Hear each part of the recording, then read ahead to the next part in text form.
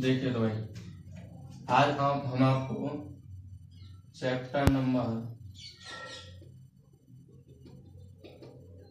8 कराने वाले हैं। ठीक है भाई, और 8 में भी फर्स्ट एक्सरसाइज कराने वाले हैं 8.1।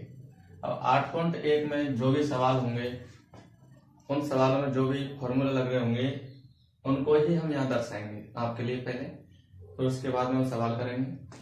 और जैसे जैसे एक्सरसाइज आती जाएगी हम आपके लिए फॉर्मूला ही बताते जाएंगे, और एक अलग से वीडियो बना के फॉर्मूला की उत्पत्ति करना बता देंगे आपको। ठीक है, ठीक है। तो देखो, इसके लिए ज्यादा नहीं है, 6 फॉर्मूले हैं, उन 6 फॉर्मूलों को याद रखिए और अपने आप ही सवाल हो जाएंगे भाई। और इसके लिए हमें क्या याद रखना है? इसके लिए सबसे पहले हमें याद रखनी है एक टेबल। ठीक है भाई, तो देखो टेबल कौन सी होती है? लाल बट्टे कक्का वाली टेबल याद रखनी है।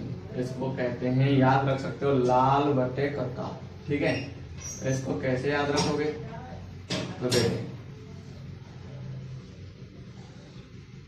यहाँ पे साइन, यहाँ पे कॉस, यहाँ पे टेन, यहाँ पे कॉट होता है, यहाँ पे सेक होता है, और यहाँ पे होता है कोसेक।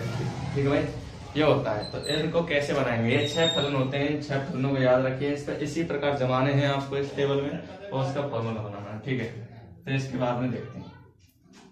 तो चलिए, सबसे पहले मैं साइन थीटा का फॉर्मूला बनाने की बात करूं तो थीटा आ जाता है। थीटा के ए बी सी कुछ भी हो सकता है। साइन थीटा की देखो, साइन ऊपर दे रखा है तो ऊपर की तरफ से आएंगे लंब बटे में कर्ड। ठीक है भाई, तो एल का मतलब लंब होता है, कर्ड के का मतलब कर्ड होता है, ए का मतलब आधार होता है। ठीक है, तो साइन का फॉर्मूला बनेगा यहाँ से लंब बटे में कर्ड।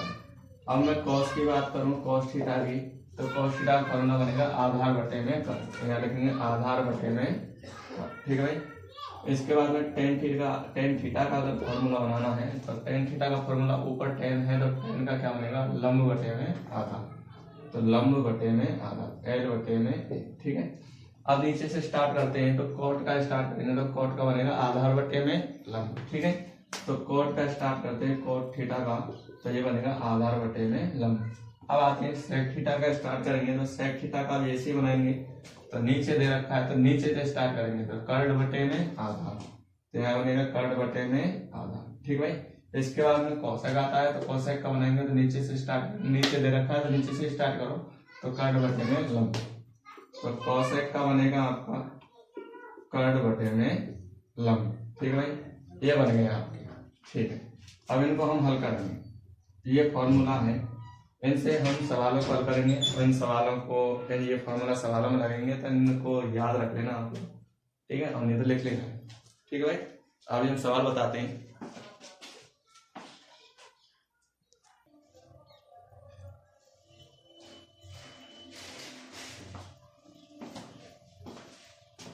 देखिए तो भाई, और ये पहला सवाल है हमारे एक्सरसाइज का 8.1 एक्सरसाइज चालू हो गई है। तो पहले सवाल में क्या कह रहा है कि त्रिभुज एबीसी में जिसका कोण 20 समकोण है, AB बराबर 24 सेंटीमीटर, BC बराबर 7 सेंटीमीटर। तो जैसे ये कह रहा है वैसे ही हम क्या बनाएंगे? सवाल को बनाएंगे। तो ये तो है क्वेश्चन, अब इसका आंसर बनाने जा रहे हैं।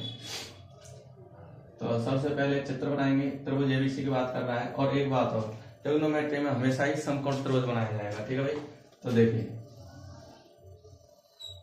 एक त्रिभुज बनाया हमने, ये बनाया, इसमें एबीसी की बात कर रहा था। अब इनको दर्शाएंगे तो इसने दिया है कि बी पे कोण क्या है? समकोण है, यानी कि जो 90 डिग्री का कोण बनेगा वो बी पर होना चाहिए, तो बी आएगा इस जगह पे। अब रही बात ए की और सी की, कहीं भी जमा दो, ए यहाँ जमाओ, सी यहाँ जमाओ, कहीं भी जमाओ, ये यहाँ जमा दो, सी यहाँ जमा दो, कहीं भी जमा दो, नो प्रॉब्लम। तो अब इनको जमाएंगे हम इस प्रकार। तो ए बी का मान कितना है? 24। तो ए बी ये दे रखा है 24 सेंटीमीटर, बी सी कितना दे रखा है? 7 सेंटीमीटर। ठीक है, अब जब भी समकोण त्रिभुज बनाएंगे तो माप जब भी रखेंगे हम, तो एक तीसरी भुजा का मान नहीं दे रखा होगा, उसको हमें क्या करना है? निकालना है। ठीक है भाई, तीनों भुजाओं का मान ज्ञात होना चाहिए, तब इन फलनों का हम आंसर निकाल सकते हैं। तो इसके लिए हम क्या करेंगे? देखो पहला तो ये दे रखा है, दूसरा ये दे रखा है, तीसरे लगाना है। और जब भी समकोण त्रिभुज आती है और उसमें भुजाओं की बात आती है तो हम क्या करते हैं? एक पाइथागोरस प्रमेय लगाते हैं। कौन सी प्रमेय? पाइथागोरस प्रमेय से भाई।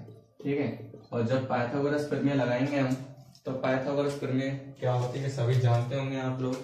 तो पाइथागोरस प्रमेय होती है, देखो, कर्ड स्क्वायर बराबर आधार स्क्वायर प्लस में लंब स्क्वायर।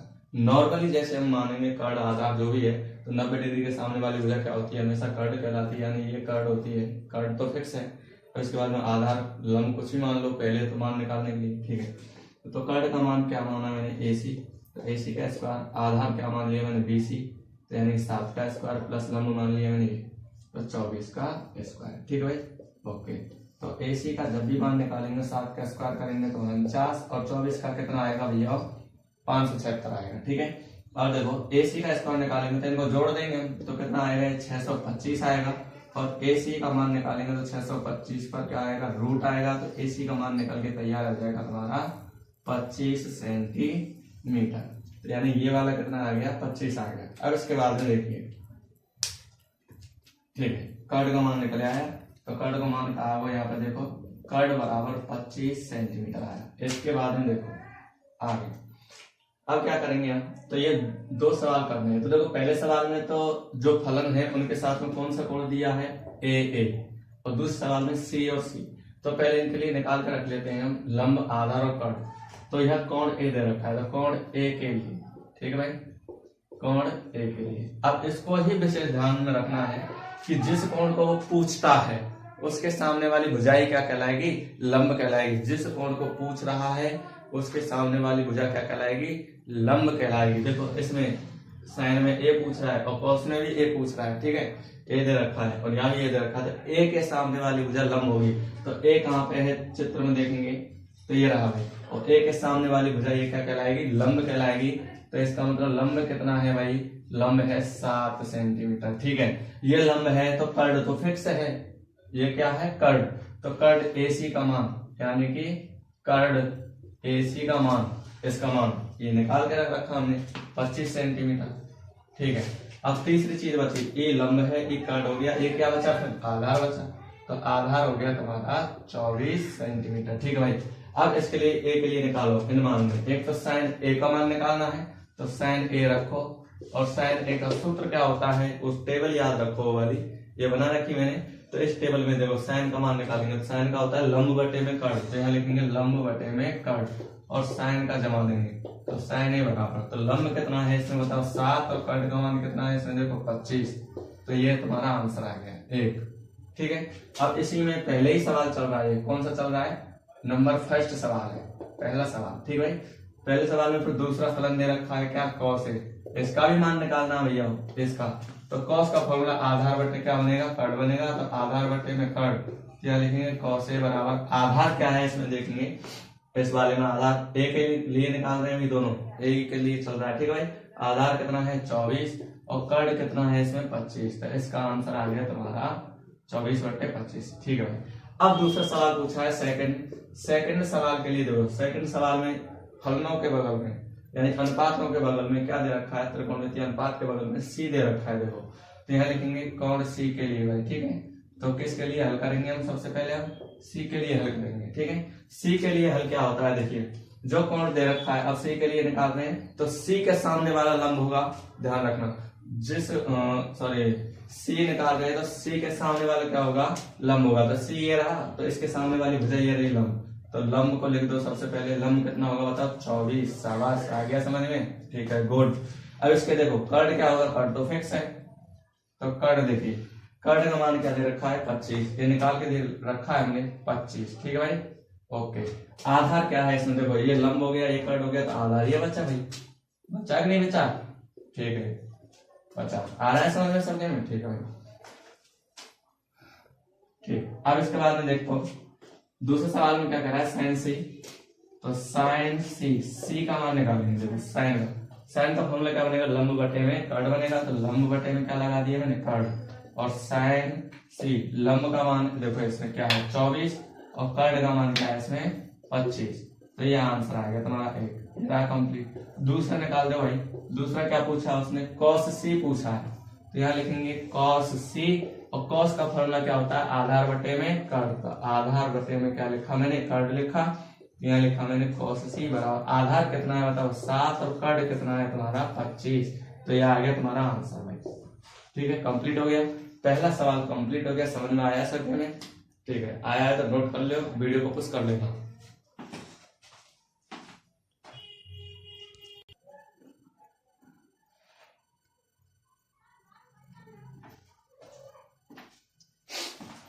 देखो सवाल नंबर 2, देखो सवाल नंबर 2, ये सवाल दिया हुआ आकृति पहले बना के दे रखी है, उसमें तुम्हें बनाने की जरूरत नहीं है। 8.13 में किताब में लिख रखा है ये आकृति 8.13 है, जिसमें tan p माइनस के cot r का मान याद करना है। और ये तुम्हारी भुजा दे रखी है उसमें, देखो 2 भुजा दे रखी है, तीसरी भुजा ना दे रखी, फिर दोबारा से क्या लगाएंगे, इसे पाइथागोरस प्रमेय लगाएंगे। तो देखो ये समकोण त्रिभुज है, तो पाइथागोरस प्रमेय क्या लिखेंगे, पाइथागोरस प्रमेय से, ठीक है भाई। और पाइथागोरस प्रमेय क्या होती है सभी जानते हैं, कर्ड का स्क्वायर बराबर आधार स्क्वायर प्लस में लंब स्क्वायर नॉर्मल। अब इसे मैंने आधार लंब फिक्स ना कर रखे, नॉर्मल कोई सी भुजा मान लीजिए, लेकिन कर्ड वही होगी बड़ी भुजा। तो इसका मान क्या है बताओ, 13 का स्क्वायर आएगा, ठीक है भाई। आधार का मान क्या है, कुछ भी लिखो, जैसे क्यू आर आया तो क्यू आर का, और लंब क्या है इसमें बताओ 12, तो 12 का स्क्वायर। अब इसका करेंगे तो 169 आएगा, और क्यू आर का स्क्वायर लिखेंगे प्लस 12 का वर्ग कितना होता है, 12 का वर्ग होता है 144, ठीक है भाई। इसको इधर पक्षांतर करो, क्या करो इसका पक्षांतर, तो देखो पक्षांतर करेंगे तो 169 माइनस का 144 बराबर क्यू आर स्क्वायर, ठीक है भाई। अब इसमें लगाएंगे तो कितना बचेगा 25, देखो इसमें घटा दो, ठीक है, घटा दिया तो कितना बचा 25 और क्यू आर स्क्वायर, ठीक है। अब इसको लिखेंगे तो कैसे लिख सकते हैं, क्यू आर बराबर 25 लिख सकते हैं, और क्यू आर का जब मान निकालोगे तो 25 का क्या निकलेगा, यहाँ पे वर्गमूल निकलेगा, और क्यू आर बराबर आ जाएगा तुम्हारा 5 सेंटीमीटर। ये क्यू आर का पूरा मान आया है। अब देखिए क्यू आर निकल के आ गया तुम्हारा, इस क्या चीज है हमें नहीं पता, क्यू आर है, ठीक। अब इसके बाद में देखो हमें निकालना क्या है, tan p minus cot r करना है। चाहो तो इसको सीधे जमा दो, अगर तुम सीख चुके हो, तुम नहीं जमाते हो तो क्या करेंगे हम, पहले p और r दो कोण दे रखे हैं, तो पहले p के लिए निकाल लो, फिर r के लिए निकाल लो। तो देखो कोण p के लिए, तो देखो कोण p के लिए, तो p के लिए निकालेंगे तो देखो p कहाँ है चित्र में, ये रहा चित्र में, ठीक है।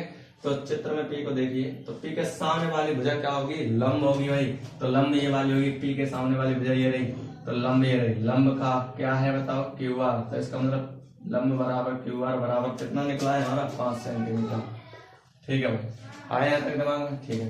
तो लंब का मान तो ये था। अब इसके बाद ना आ जाओ, कर्ड तो फिक्स है, 90 डिग्री के सामने वाली भुजा क्या कहलाती है, कर्ड कहलाती है। तो कर्ड का मान कितना है 13 सेंटीमीटर। अब देखो कर्ड ये हो गया, लंब ये हो गया, तो ये क्या बचा, फिर आधार बचा, तो आधार का मान कितना है इसमें 12 सेंटीमीटर, ठीक है। तो p के लिए देखो tan p निकालो, ये tan p है, ये चाहिएगा हमें इस सवाल को बनाने के लिए, ठीक है भाई, tan p। तो tan p का मान, तो tan का मान निकालेंगे, अब कैसे निकालेंगे, इसका फॉर्मूला बनाओ। तो tan का फॉर्मूला क्या होगा, लंब बटे में आधार, तो लंब बटे में आधार, तो tan p बराबर लंब कितना है इसमें बताओ, देखो 5 सेंटीमीटर, और आधार कितना है इसमें बताओ 12 सेंटीमीटर, तो इसका मान आया 5/12। इसके बाद में ऐसी कोण आर दे रखा है, तो कोण आर के लिए निकालो भाई, कोण आर के लिए हल करो थोड़ा सा, तो देखो करते हैं। तो आर कहाँ पे है चित्र में, ये रहा भाई आर, तो इस आर के सामने वाली भुजा क्या हो जाएगी, लंब हो जाएगी, तो आर के सामने वाली भुजा ये रही पी क्यू, ये वाली क्या है लंब, तो लंब देखो लंब कितना आ जाएगा यहाँ पे 12 सेंटीमीटर, ठीक है भाई। इसके बाद में ये लंब है, और ये क्या है फिर, ये कर्ड है, ये तो फिक्स है भाई, कर्ड कितना है 13 सेंटीमीटर, ठीक है 13 सेंटीमीटर। इसके बाद ये लंब है, ये कर्ड है, तो ये क्या बचा फिर आधार, आधार बचा, आधार का मान क्यू आर, क्यू आर का मान तो हमने पहले ही निकाल रखा है, ये रहा 5 सेंटीमीटर, ठीक भाई।